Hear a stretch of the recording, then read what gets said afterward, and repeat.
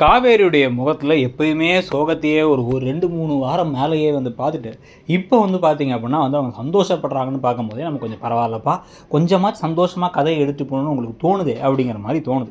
ஏன்னா குமரன் இப்போ கதாநாயகன் காம்படிஷனில் டாப் 10ல் வந்துட்டார். இதுக்கப்புறம் அவருடைய ஒரு ப்ரெசன்ஸ் எப்படி இருக்க போகுது, ஜெயிக்க போகிறாரா இல்லையாருங்கிறத எல்லாருக்கும் தெரிஞ்சிருச்சு. இப்போ டாப் 10ல் டிவியில் வந்துட்டாருங்கிறத ஊர் உலகம்லாம் பார்த்து இங்கே தான் அந்த பொண்ணை மீட் பண்ணார். ப்ளஸ் அவர் அங்கே போயிட்டு எனக்கு இந்த வேலையில் கூட இன்ட்ரெஸ்ட் இல்லை, ஆனால் என் மனைவிக்காக தான் அதை பண்ணேன்னு சொன்னதெல்லாம் பார்த்து கங்கா சந்தோஷமாகி கட்டி பிடிச்சி அவங்களுக்குள்ள இருக்க ஒரு ரொமான்ஸையும் அழகாக காமிச்சிட்டாங்க.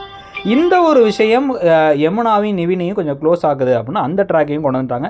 அதே மாதிரி இப்போ வெண்ணிலா வீட்டில் தனியாக விட்டுட்டு இப்போ கிளம்பி விஜயும் காவேரியும் ஒன்றா இங்கே இத்தினூண்டு தூரம்னா கூட இங்கே வரைக்கும் வர அளவுக்கு ரெடி ஆகிட்டாங்கிறதும் கொஞ்சம் பார்க்க நல்லாயிருக்கு. ஆனால் இதெல்லாம் ராகினிக்கு அப்படியே கண்ணை உறுத்தும். இவங்க 2 பேரும் இங்கே கிளம்பி இங்கே வந்த சமயத்தில் வெண்ணிலாவை உசுப்பேற்றி விடலாம், இல்லை வெண்ணிலாவுக்கு கீழே மேலே தள்ளி விட்டு கடைசியில் வெண்ணிலாவுக்கு இதெல்லாம் ஆனதுக்கான காரணம் நீங்கள் போனதுதான்னு சொல்லி அவங்கள குற்ற உணர்ச்சிக்குள்ளாக்கலாம் அப்படின்னு எதையாச்சும் பிளான் பண்ணி அவங்க இந்த ஒரு பிளான்லாம் பண்ணுறாங்க.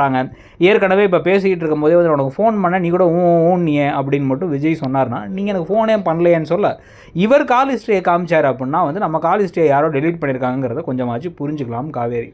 புரிஞ்சுக்கிட்டு இதை வச்சு என்னென்ன விஷயங்கள் நடக்க போகுது, கடைசியில் அது ராகினி தான் பண்ணக்கூடிய ஒரே ஆள்னு ராகினியை வீட்டை விட்டு துரத்துற மாதிரி வெளில போமா அயோக்கிய ராஜ்கள்னு சொன்னால் நல்லாயிருக்கும். ஆனால் அதை விட்டுட்டு திருப்பி ராகினியெல்லாம் ஒரு ஆள்னு மிரட்ட வச்சுக்கிட்டே இருந்தாங்க, கதையை இழுத்துகிட்டே போனாங்க அப்படின்னா நமக்கு சலிப்பாயிடும். உங்களுக்கு என்ன தோணுது அப்படிங்கிறத சொல்லுங்கள். அந்த கதை இப்போ எப்படி போகுது அப்படிங்கிறதையும் சொல்லுங்கள். தேங்க்யூ.